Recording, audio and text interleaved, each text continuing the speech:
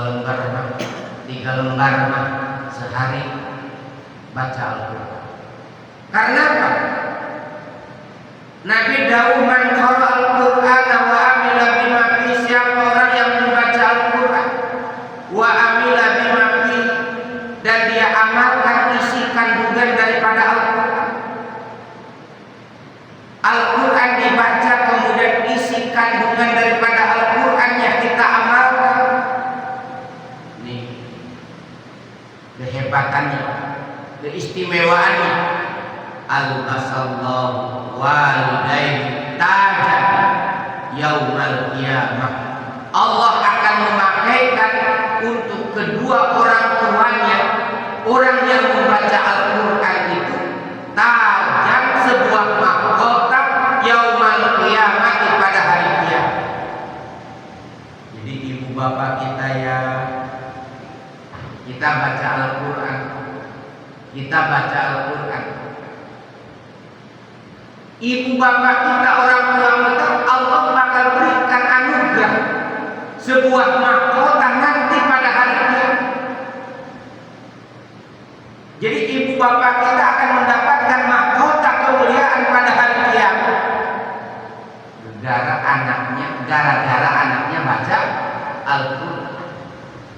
Makanya Al-Quran itu, makanya kalau kita jadi anak pengen nyenengin orang tua, nih, maaf para jamaah yang dimuliakan Allah, ketika anak kelar lulus mendapatkan gelar sarjana, nih maaf, anak kita kuliahnya selesai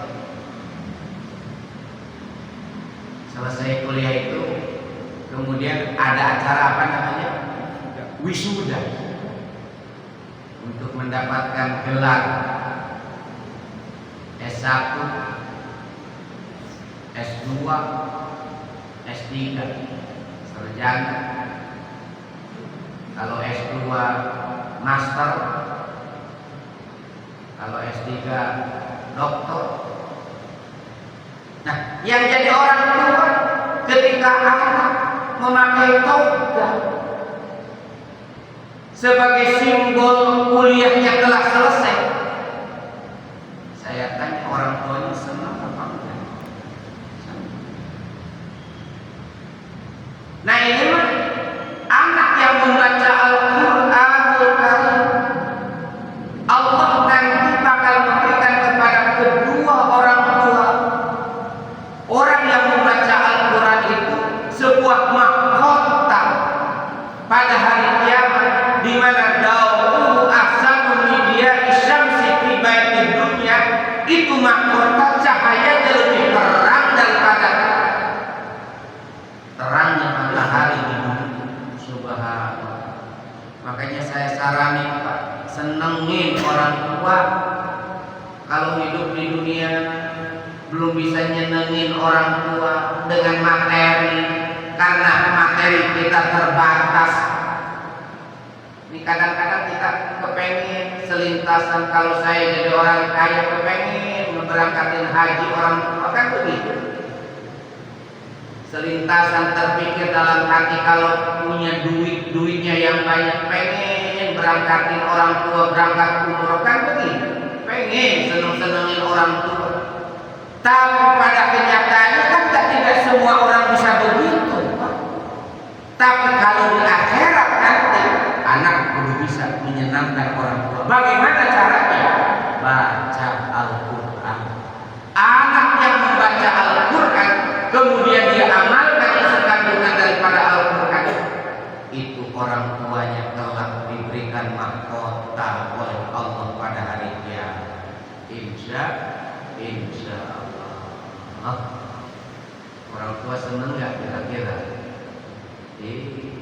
Makanya kalau kita pengen punya mahkota nanti pada hari kiamat, didik tuh anak kita biar bisa baca Al-Quran.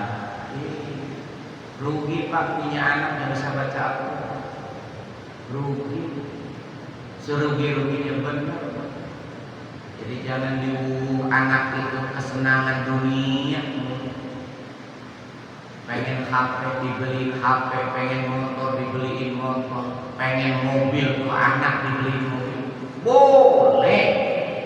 Tapi jangan lupa didik tuh anak Al-Quran, didik tuh anak bacaan Al-Quran.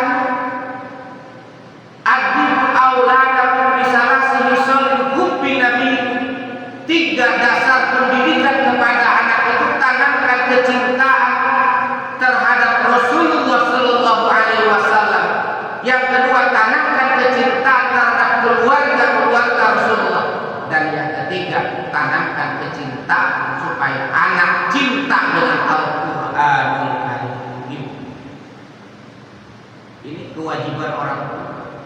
Jadi kalau orang tua tidak pernah mendidik anaknya, anak bodoh dalam membaca Al-Quran, anak tidak bisa membaca Al-Quran, rugi bukan anaknya, orang tuanya juga rugi. Naudzubillah, summa naudzubillah. Maka kepada anak itu harus agak keras. Kalau anak gak mau baca Quran, anak gak mau belajar Al-Quran, marahin, pelototin, betul apa betul? Rugi anak nggak bisa baca Quran. Metode untuk bisa baca Al-Quran itu banyak sekali. Iqra, ada sistem juz amma, urutan. Makanya para jamaah yang dimuliakan Allah, kata Nabi, orang yang membaca Al-Quran kemudian dia amalkan isi daripada kandungan Al-Quran, itu kedua orang tuanya nanti pada hari kiamat bakal diberikan mahkota yang cahayanya itu mahkota lebih terang daripada cahayanya matahari di bumi. Insya Allah. Ini selesai kita bicara tentang beriman kepada kitab-kitabnya Allah. Jadi kitab-kitabnya Allah itu sekali lagi ada berapa? Ada 4 yang wajib kita ketahui. Pertama, Taurat diturunkan kepada Nabi Musa. Ini bukan sekedar hafalan, tapi kaitannya dengan keimanan, Kedua, ada namanya Zabur diturunkan kepada Daud. Yang ketiga, Injil diturunkan kepada Nabi Isa. Dan yang keempat, Al-Quran diturunkan kepada Nabi kita Nabi Muhammad Sallallahu Alaihi Wasallam. Cara mengimani pun kepada Al-Quran itu selain daripada kita mempercayainya, Quran pun harus dijadikan sebagai pedoman dalam hidup kita, way of life. Kemudian kita harus membacanya, kemudian kita mengamalkannya, mentadabburinya, menghayatinya daripada isi kandungan daripada Al-Quran. Kemudian kita pun harus meyakini bahwa isi kandungan Al-Quran itu selamat daripada perubahan-perubahan, baik secara kalimat ataupun bahkan satu titik pun tidak ada yang kurang daripada Al-Quranul Karim. Itu dulu. Maka para jamaah sekalian yang dimuliakan Allah, mudah-mudahan kajian kita pagi hari ini menjadikan dorongan spirit untuk kita semua supaya kita cinta dengan Al-Quran, terutama membaca daripada Al-Quran. Usahakanlah setahun sekali, 2 kali hatam daripada Al-Quran, tamat membaca Al-Quran. Ya, jangan cuma ya membaca Al-Quran, Yasin juga dibaca, Tahfi juga dibaca. Tapi kalau bisa punya batas.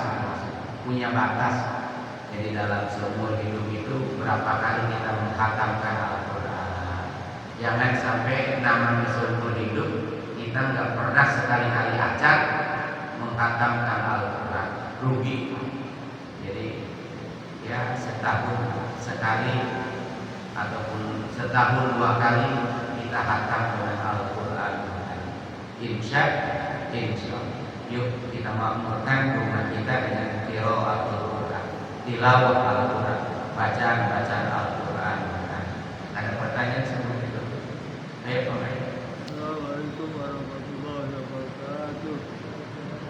Salam. Seperti saya gini kan tidak tahu kitab Injil, Zabur, Taurat, tahunya Al-Quran aja. Itu sudah sama-sama percayai. Iya. Jadi tadi sudah disampaikan, meyakini kepada kitab-kitab yang diturunkan oleh Allah kepada para nabi dan kepada para rasul itu bisa secara ijmalan. Ijmalan itu secara global, artinya kita percaya, kita meyakini bahwa nabi ataupun para nabi, para rasul itu dituruni daripada kitab-kitabnya masing-masing. Adapun secara tafsir tadi dijelaskan ada 4 kitab yang wajib kita ketahui. Yang wajib kita ketahui. Ini secara tafsir. Pertama apa tadi? Taurat diturunkan kepada Nabi Musa, Injil kepada Isa, Zabur kepada Nabi Daud dan umat-umatnya, Al-Quran kepada Nabi kita Nabi Muhammad Sallallahu Alaihi Wasallam beserta para umat-umatnya. Itu cukup dengan meyakini bahwa kitab-kitab yang diturunkan kepada para nabi dan para rasul itu kita wajib mempercayainya. Jadi para nabi dan para rasul itu dituruni, diberikan kitab-kitab. Jadi cukup kita cara mengimankan kepada kitab-kitabnya. Itu begitu. Jadi tidak mesti kita tahu isinya daripada Taurat seperti apa, isinya Zabur seperti apa, karena beda-beda bahasa. Kalaupun diberikan kitab aslinya daripada Taurat umpamanya itu bahasanya bahasa Kipti. Bahasa Kipti itu bahasa Mesir kuno. Kemudian bahasa Suryani, Injil itu bahasanya bahasa Suryani. Kita juga nggak tahu bahasa Suryani seperti apa. Kemudian Zabur itu bahasanya Ibrani. Dan Al-Quran itu menggunakan bahasa Arab.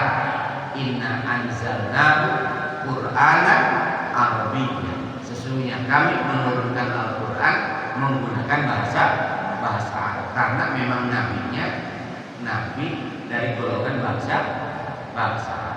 Karena nabi-nabi yang lain bukan golongan Arab, itu macam Isa itu bukan golongan Arab, makanya bahasanya juga menggunakan bahasa nabi ataupun bahasa lokal, bahasa setempat. Kira-kira kalau memang seandainya Al-Quran itu ataupun nabinya dari golongan orang Sunda, makanya Qurannya nanti bahasanya bahasa apa? Bahasa Sunda. Karena nabinya itu dari bangsa Arab, maka Quran menggunakan bahasa Arab. Tujuannya apa? La'allakum ta'qilun, agar mereka berpikir, paham dengan bahasa. Itu begitu. Jadi tujuannya supaya mudah untuk dipahami, maka diturunkan dengan bahasa. Jadi sekali lagi, kitab-kitab yang diturunkan itu tidak semuanya menggunakan bahasa Arab, tapi bahasa lokal, bahasa nabi masing-masing. Itu seperti itu. Jadi cukup cara mengimani kepada kitab-kitabnya itu, kita yakin bahwa Allah pernah menurunkan kitab-kitab dari langit ke para nabi dan para rasul. Maka disebut kutubus samawiyah. Jadi kitab-kitab yang bangsa langit itu jauh daripada tulisan-tulisan karya-karya daripada manusia. Tuh. Cukup ya? Satu lagi Bapak ya. Oke, maju. Ini saya tiap pagi Bapak itu ada di media TV ya. Anggap saya sebutinlah TV-nya. Republik TV Republik itu tiap pagi jam 7 sampai jam 8 itu ada bacaan Al-Quran. Satu juz pokoknya. Itu kita sering dengerin, sering ikutin, tapi kita sembari merokok. Sembari ngopi gitu. Dosa enggak ya Pak Ustaz? Nah ini gitu. kaitannya dengan adab lil Quran, adab dengan Al-Quran. Maka dalam Al-Quran diingatkan salah satu adab-adaban ketika kita membaca Al-Quran Karim itu, ya diantaranya kita harus dalam keadaan bersuci. Tapi kalau hanya sekedar hafalan ataupun membaca, itu dalam kitab fikih tidak mesti membaca, tidak mesti punya wudu. Kalau membaca, memegang Al-Qurannya mesti punya. Nah di antara adab-adabannya dalam Al-Quran dikatakan wa idza quri'al Qur'an fastami'u lahu wa ansitu la'allakum turhamun. Apabila dibacakan Al-Quran, maka yang pertama harus kita lakukan itu wa idza quri'al Qur'an fastami'u, dengarkan, wa ansitu, dan diamlah, la'allakum turhamun, agar kamu mendapatkan rahmat. Jadi para jamaah sekalian yang dimuliakan Allah, ini kaitannya dengan adab membaca daripada Al-Quran. Maka kalau kita mendengarkan lantunan Al-Quran Al-Karim, ataupun kita mendengarkan bacaan-bacaan Al-Quran Al-Karim, maka sikap kita harus diiringi dengan sifat takdiman, mengagungkan daripada Al-Quran. Jadi kalau bisa merokoknya berhenti dulu. Jadi ketika kita mengikuti alunan jangan sambil. Jadi kalau mau mengikuti alunan-alunan daripada Al-Quran Al-Karim, berhenti dulu. Setelah itu baru dilanjutkan rokok. Seperti itu. Karena ini kaitannya dengan apa? Adab daripada membaca Al-Quran. Karena yang kita baca, yang kita dengar itu bukan firman manusia, bukan ucapan-ucapan manusia, tapi tentunya adalah kalam Allah, firman Allah. Bagaimana kita menghormati adab sopan santun kepada Allah Subhanahu wa Ta'ala. Lalu ditanya bagaimana hukumnya? Tentu boleh dikatakan makruh kita membaca Al-Quran sambil merokok. Bahkan kalau ya makruh itu apa? Tidak bagus, makruh itu tidak baik. Pak Widodo ya. Cukup dah. Tidak sempat kita harus belinya dari Ciledug lebih cepat, lebih bagus. Sudah terdengar suara geluduk. Ya, terima kasih.